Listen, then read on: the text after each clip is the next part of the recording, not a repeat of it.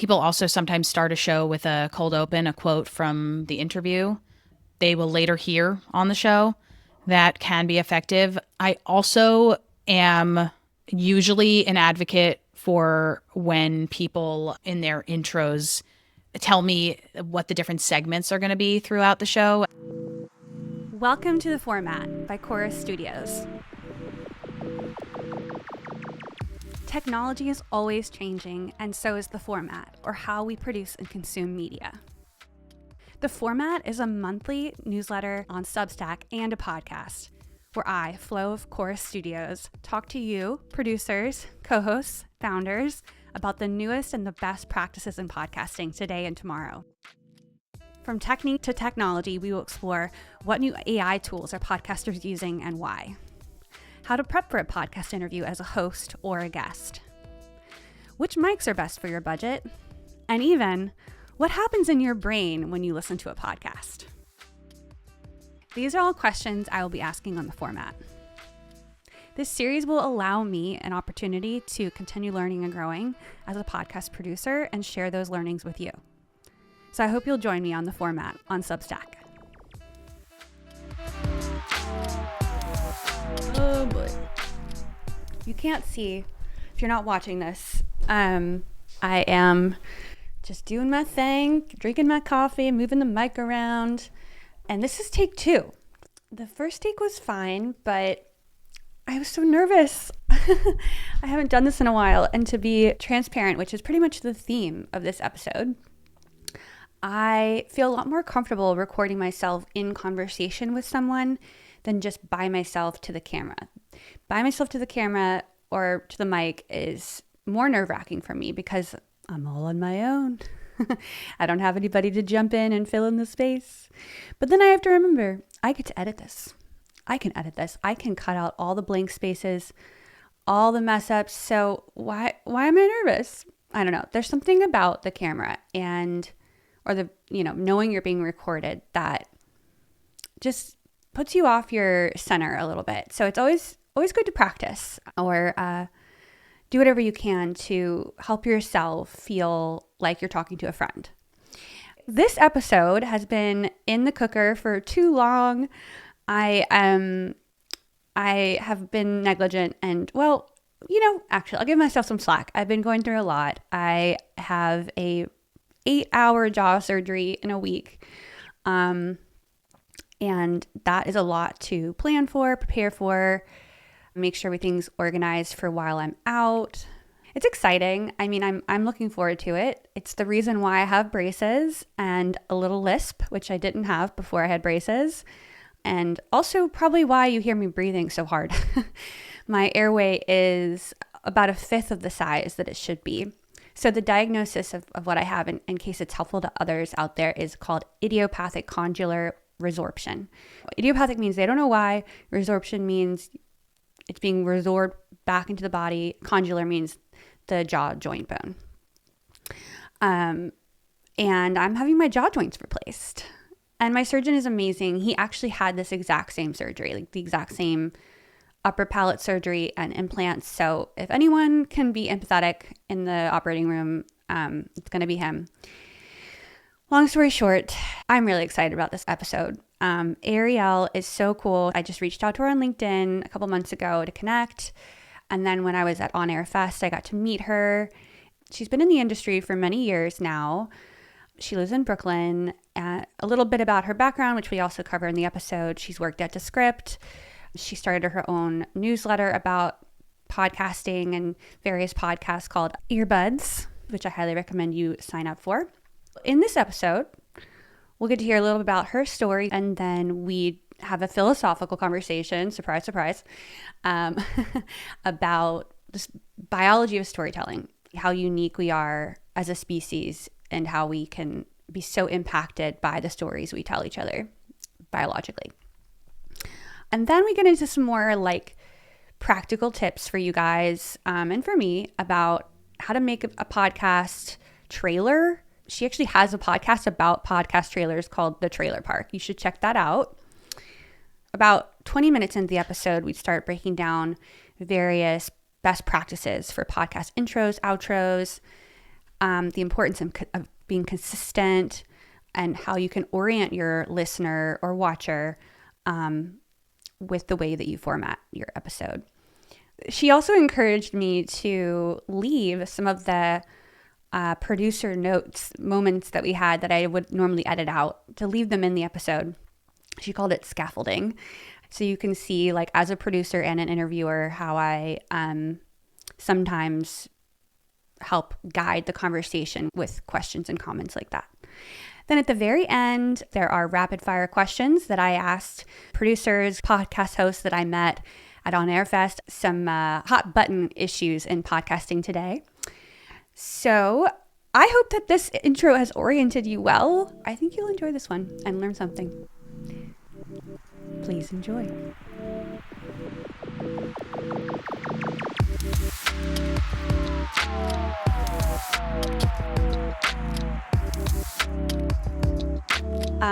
We got to meet at On Air Fest, which was awesome. And I didn't realize I overheard you ask Anderson Cooper that question about the value of podcasting, or the impact of having a podcast versus being on the news or on TV. And you mentioned you worked at Descript, which is my number one tool. So it's great. I think you're awesome, and you have so much experience in the podcasting industry, from Castbox to Descript to Audily now and Squadcast, to name a few. Tell me a little bit about, like, this is a little bit personal, but, like, what was your dream job growing up, and how do you think that morphed into what you do today? It's a big question. I remember hearing for the first time, like, what do you want to be when you grow up? And feeling existential dread at that, because I had no clue. My dad owns a tuxedo shop that my grandpa founded. My mom works in HR/accounting for different companies. I thought that there was a moment where you must choose what you want to be when you grow up. And you learn, obviously, that that's not a thing. I genuinely was so lost and did not know what I wanted to do. But now I am not lost, and I am doing what I want to be doing. And I think that's what we'll focus on today. Yeah. Well, were you drawn to anything as a kid that like storytelling or movies or pop stars? Not I want to even. be the next Britney. Not even. No, I was drawn to, I understand the Britney Spears thing. I was shy. I was not interested in, like, dancing or singing or anything like that. I didn't want to be perceived. I actually love being perceived now. But when I was little, I did not want people to look at me or ask me my opinion or anything like that. Now I love giving my opinion. I studied geography. Yeah, I studied geography in undergrad. And I think what led to that is that I loved reading the Guinness Book of World Records. And I was really into, I guess I was attracted to the possibility of going into like international relations or conflict resolution. But that was later on. That was in college. And before that, really was just like, I loved superlatives. I love knowing who has the longest fingernails in the world. And I was like, what can I do with this? You're just passionate about curiosities in the world. That's right. And it sounds maybe a little bit interested in being impactful in the world as well. Okay. Yeah, we'll go. I like that retroactive read. Yeah, because I mean, my undergrad degree was in international relations. Oh, cool. Yeah, environmental politics. And I worked on Capitol Hill and in the European Union. Cool. And politics is really interesting. It's wild. It is. Like it is. It's the way that power, I was just fascinated by power and influence and like what is going on, who gets the power and how. And, you know, I have an opinion on things I think matter, and maybe I could influence things. It's really hard to influence things. It is. But I've been reading, come on, brain. A Sapien. A book? I've been reading a book. I read Sapiens in like 2019, and I loved it. And that's right up my alley, but I did not finish it. I haven't finished a book since 2018, she says in whispered tones. Well, I started it 4 years ago, and it's been sitting on my bedside table for about 4 years. And I think maybe the election, I was like, what is happening in the world? What's happened before? Where are we in time and history? And what are we human beings? And I started reading it again, and it hit different this time. And now I'm getting through it better. I'm really into life, humanity. I'm really into any podcast episode that goes into the history of Neanderthals and how the human race came to be. And I re-listened to those multiple times. There's a podcast called Mobituaries with Mo Rocca, who is a correspondent on CBS Sunday mornings, and he's often on Wait, Wait, Don't Tell Me. He's so funny. He makes me cry of laughter. But anyway, he has this podcast where he eulogizes people, but also concepts and things, and like, for example, bananas. And it's great. But one of the things that he eulogized was the Neanderthals, which he says, I think I grew up thinking it was pronounced Neanderthal, but apparently it can be both because it comes from a valley in Germany that can be pronounced in a number of different ways. Anyway, I love that episode and I highly recommend it if you're interested in that kind of stuff. One of the only books that I've finished in the last 10 years is called Born to Run by Christopher McDougall. Are you familiar with this?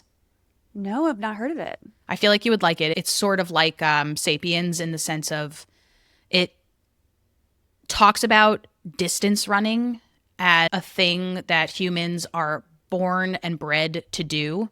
That is evolutionarily our only advantage over other species in the past. Now, obviously, we have tools and we have bombs and we have whatever we need to protect ourselves. But in the past, before all of that, humans were able to outrun their prey. And with that, they could, basically chase a buffalo for hundreds of miles over time. And then once the buffalo was tired, kill it and have food. Yeah, it reminds me a lot of like Sapiens. This is such a fun tangent. Because I think I hate running, but Me too. I try every once in a while though. When I do it, I do feel better. Oh, that's great. It does give me like a little extra, like a sort of endorphin high. I get that. You're meant to be running. You're born to run. Well, I'm going to put that somewhere on my mirror. That you try. Yeah. I'll get those toesy shoes and go run in the woods. Do talk about those Vibrams. Vibrams and run in the woods. I can see it now. I can see myself doing that now. I like the idea of it though.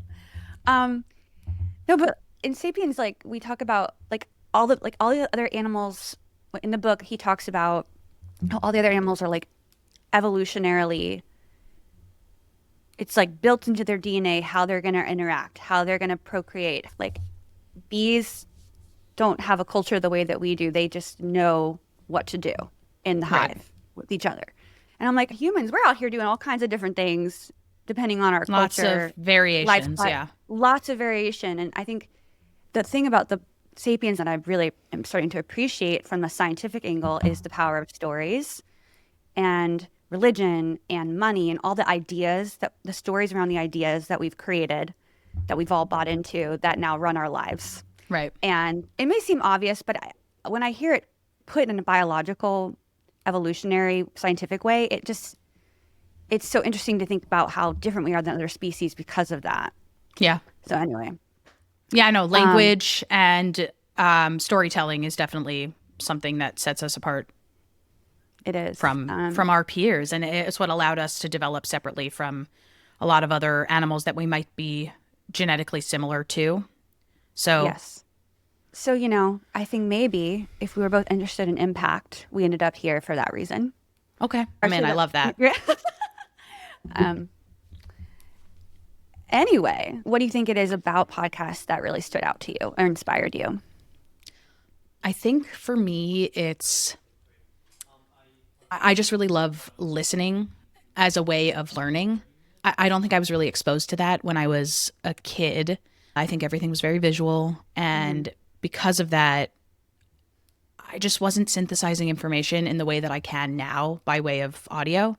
And I think that I'm driven to help other people get into podcasting, whether it's as a listener or as a creator, because I want more people to be able to experience that, whether it's because that's the way that they are best at learning or because it's just like fun to detach for a while and go for a walk and listen to a podcast. Yes. Yeah, I've heard that from another friend of mine who I was working on a podcast with who has dyslexia and really has a hard time keeping her focus on a visual book, but loves to learn and just is able to listen to audiobooks and podcasts like ad nauseum, and that's just, it just works for her brain better. So yeah, that's how it is for me, for sure. I opt for it. That's why I haven't finished a book in so long. I've finished audiobooks. I just have a lot of trouble sitting down to read because I find myself, unless I am absolutely locked in on this story, I'm constantly having to go back and read again, and that gets really frustrating. And you can't move while you're doing it, and I love moving.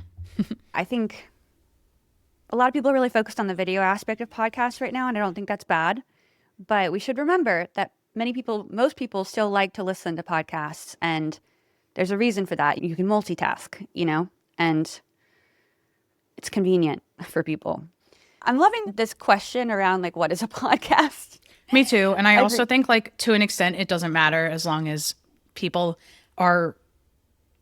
I always ask people, like, do you care where people interact with you or just that they interact with you? And, like, whether that's a podcast or your YouTube channel or your Instagram stories or whatever, like, do you care where you're making an impact or just that you're making an impact? Yeah. Just kidding. Clip that.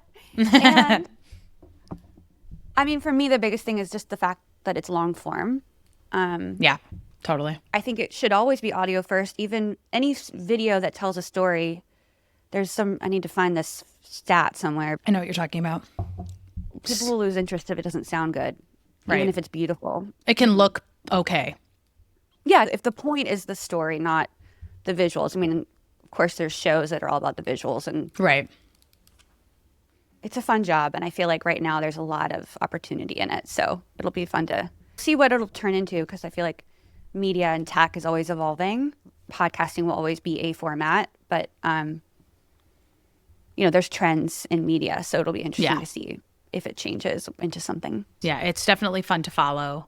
So tell me a little bit about, how did you first get into podcasting? Like, how long ago was it? What was the first podcast you loved? What was the first podcast job you had? 2014, so 11 years ago, I started listening to podcasts. About 2 years after that, was like, I gotta have a job in this space, whatever that means. But I had no connections. I had no background in it. I had nothing. So I started from zero, which to me was, let me find other people who also like to listen to podcasts and start a newsletter where we talk about those things. My first job, technically, I still do, which is I write a newsletter that shares podcast recommendations. But my first job where somebody was paying me who was not me was I worked for about a year and a half at a co-working space managing a podcast studio that I approached a few months before I started that job, basically being like, podcasts are big, co-working is big, let's get you a podcasting presence here. And they were interested in that. So I built out this studio, even though I was not familiar with how to build out a studio or how to choose soundproofing equipment or sound treatment, how to charge people based on their engineering needs, things like that. I really just worked on the best way to get this all set up. And over time, that allowed me to look for other jobs and make more connections. That's so cool. I'm really impressed by that. I had to go to graduate school to feel confident enough to do it. I feel But that. you just got in there and said, hey, I can figure this out, or I'll learn as I go. It definitely took, Lady organs. it definitely did. I really wasn't confident as a learner growing up. I did not feel confident in what I knew until college. And then after that, I definitely still had a lot of imposter syndrome about what I wanted to do and what I would be good at and all that kind of stuff. But I definitely loved podcasts so much that I was like, I got to do whatever it takes to work in this and make my own job. So you got your studio up and running. You started helping people produce podcasts. You started your newsletter, and you started making money from your newsletter? Indirectly, yeah. Pretty early on, I was able to ask to advertise in my newsletter for certain events in order to get a free ticket to that event. So in 2017, I went to Podcast Movement by doing that, which was a really cool thing. So I wasn't being paid, but that's the value of a couple $100s. And then, yeah, over time, once more and more people started discovering the newsletter, companies started reaching out, or individual creators started reaching out and asking if they could advertise on the newsletter. So yes, I definitely was able to pay myself that way. It's definitely not a job. It was definitely not making me money, but it was cool to be able to say that my newsletter was monetized. Yeah, that is super cool. I would love to have sponsors and things like that for the format. But it's also done a really good job of helping me get new clients. Really, you are more indirectly important. being paid. Yeah. So you're still releasing earbuds. I am a subscriber. I use Descript a lot, so I don't know if there's any Yeah, interesting insights having worked there. yeah. My newsletter, always just trying to get more people involved, whether it's as a reader or as a curator or whatever. I just want more people to find their next favorite show, and I want that show to be something that maybe they haven't heard of before this week. And there's just so much out there. So the newsletter hopefully exposes you to that. Descript was a really cool experience because I was working at Squadcast when we got acquired by Descript. So I Ah, joined Descript by way of Squadcast, the remote recording platform. And I was at Descript for about a year and a half after that and worked with one of my best colleagues ever who is still, and it was a cool experience to be at a startup that a lot of people in the podcast space know and love and have problems with. Sure, I have problems with it too. mhm. But ultimately, I love creator tools and I love to be able to work for creator tools for a while just to be on the other side of the tools that people that I work with use every day.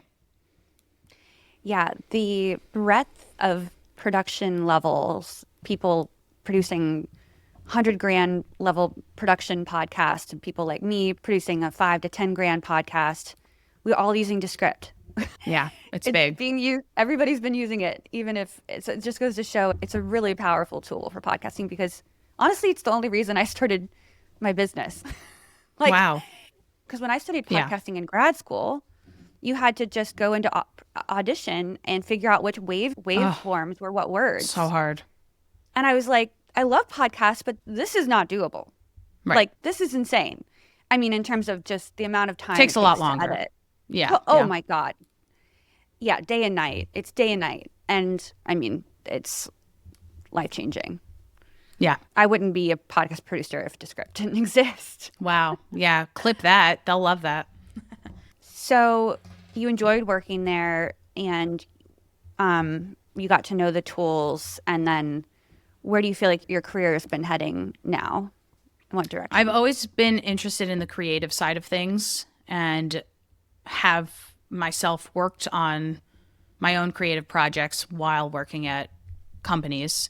Mhm. And when I left Descript, I was definitely thinking about what it would look like to move into something more creative. And this opportunity at Audily presented itself, which is I am the director of community and content at Pinwheel, which is a podcast studio within Audily that focuses on interview shows and chatcasts and things like that.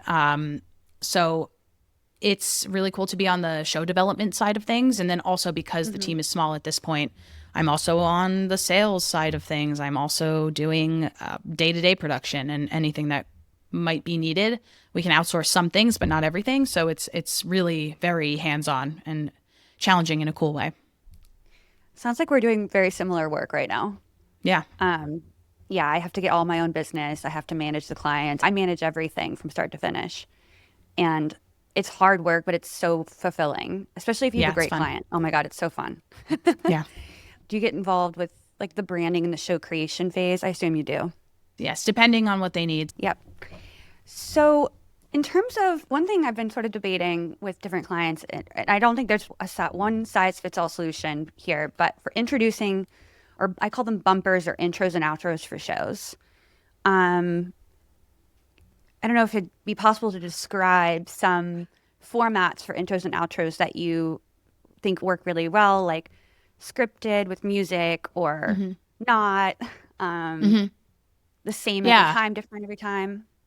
Well, first of all, dear listener, whoever's listening to this, did you like the way that this show started? I don't know how it's going to start because right now we're only in the middle of the interview. But Yeah. what would you call your style?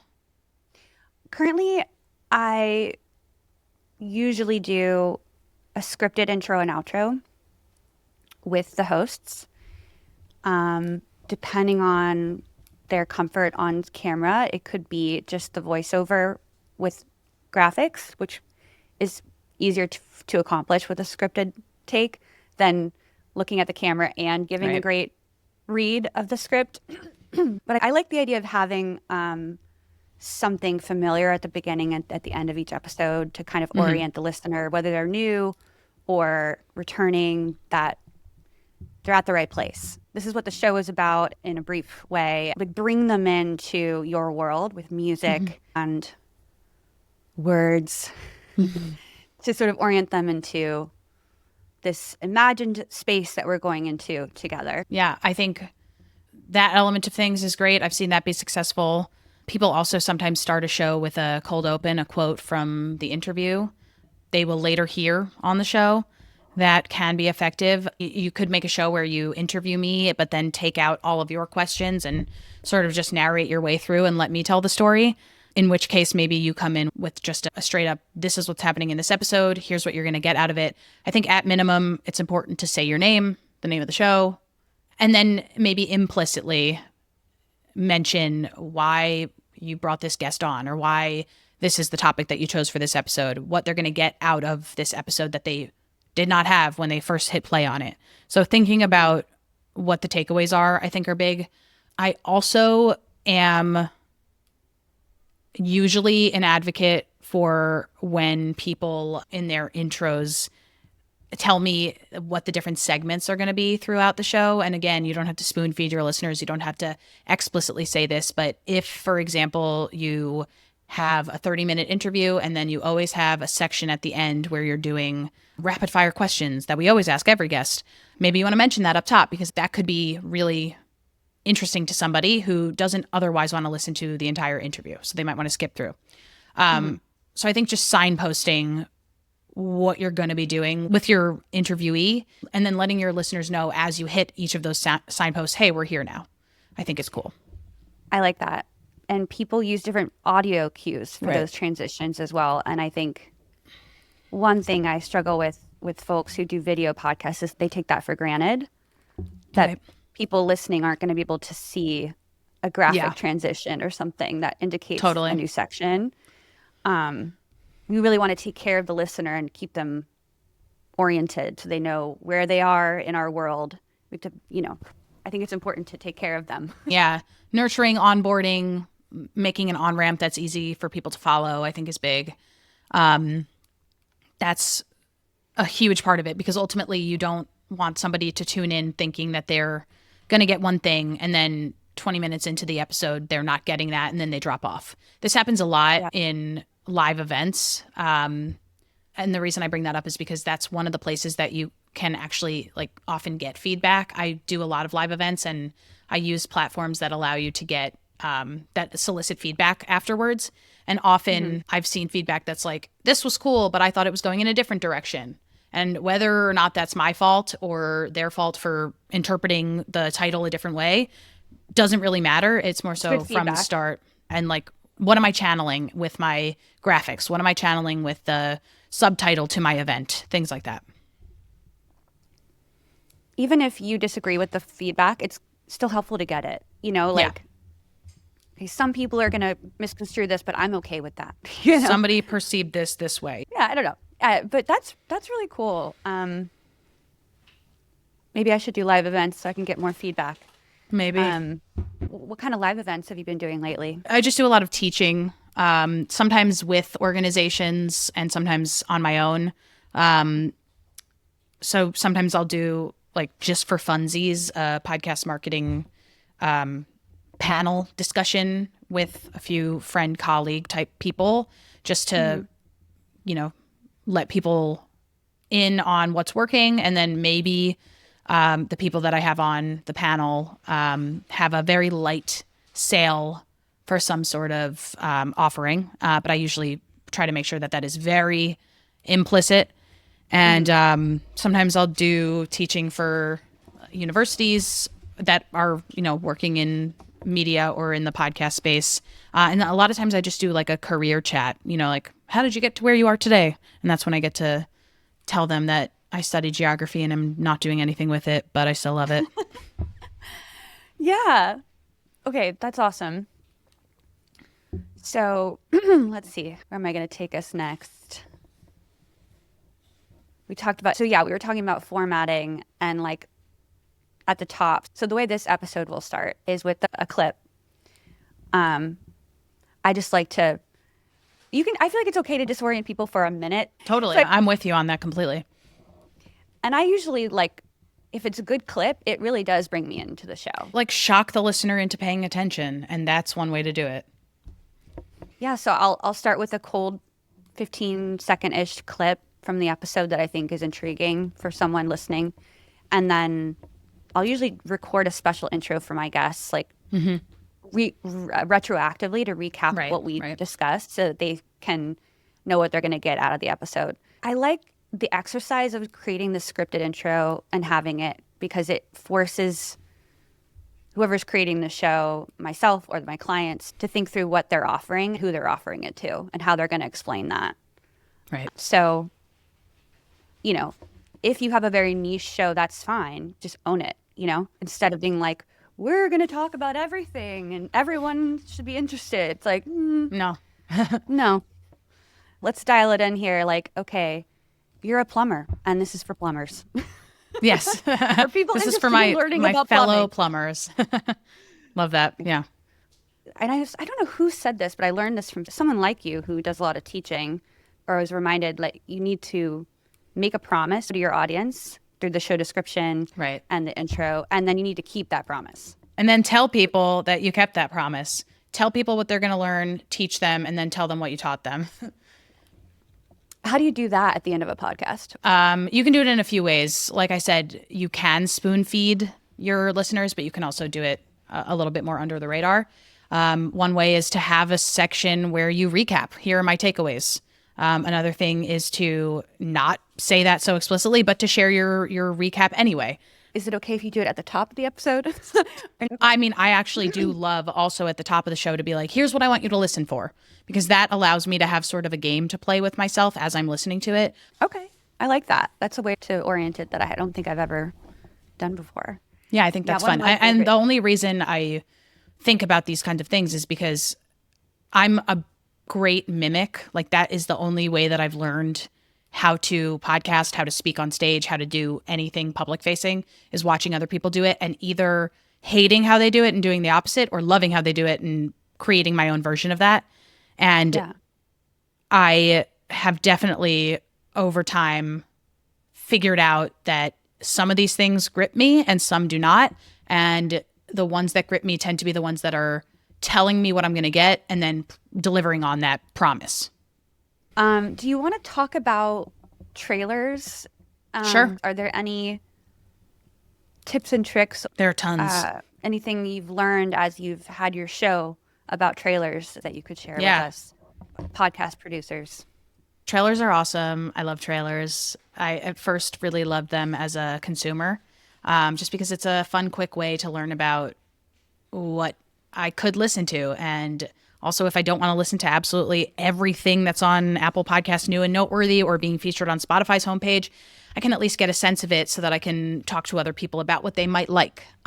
So trailers are fun as a consumer, but also as a creator, they're great because they allow you to create an on-ramp, like we said, for your entire show, not just each episode like we've been discussing, but your trailer lives very prominently on your podcast page on Apple and on Spotify and on a lot of other podcast listening apps.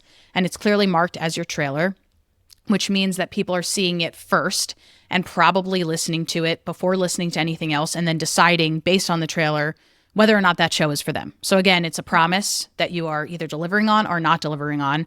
And it's a funnel that gets smaller and smaller as people listen and drop off.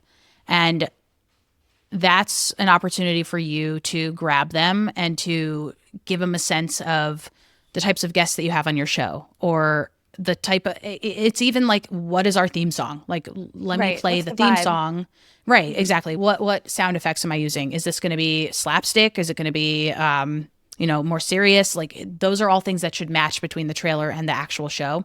So I think trailers as a tool for onboarding are important, but also for marketing, because you can populate your RSS feed before your show is ready to go necessarily. Mm-hmm. You know, if you're working on a new show and you want to start marketing in early April, but your first episodes don't drop until late April, you can drop the trailer early and then start sending people to your Apple Podcast page to leave ratings and reviews or to start sharing the link. Test the feed too and sort of make sure everything's connected to all the platforms. Yeah, exactly. Before I launch an important meat and potatoes episode. Yeah. What does it look like on the different listening apps? Is the thumbnail cute? Like all of that is stuff that you can do by populating the RSS feed before you're necessarily ready to drop 3 episodes. So I have a couple ideas for how we could wrap up. I have some questions I did like on the street interviews at On Air Fest. I could ask you a few of those questions. I'd love that. Yeah. And I also love the way that you're explaining all of this, and I think you should keep it all in. You know, I think it's fun, and because we're talking so much about the craft of an interview, I think it's fun for you to leave in all of these like structuring, scaffolding questions.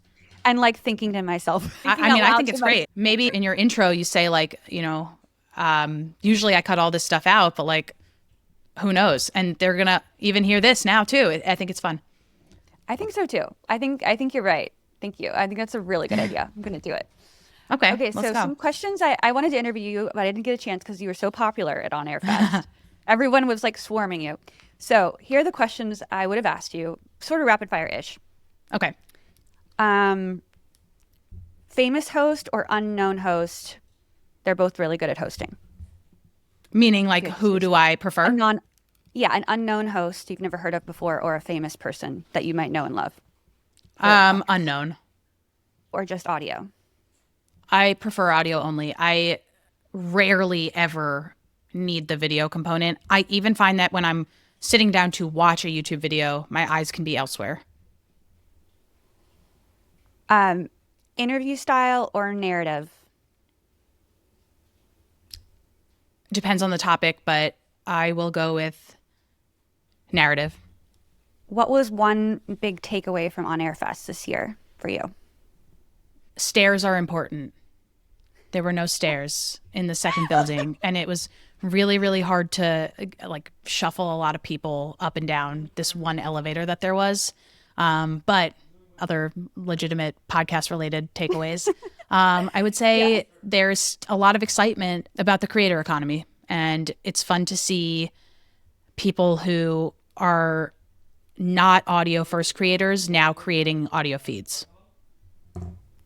I'm just curious, what was one of your favorite speakers or talks or presentations at On Air Fest this year? Technically, I think the event was over, but this was part of On Air Fest. I went to a live taping of The Puzzler with AJ Jacobs, and Mo Rocca was there, who I mentioned at the beginning of this episode, and I just love him. I'm crying of laughter constantly when he's in the room, so any chance to hang out with him is great. Oh, that's so sweet. Are you guys friends or are you just...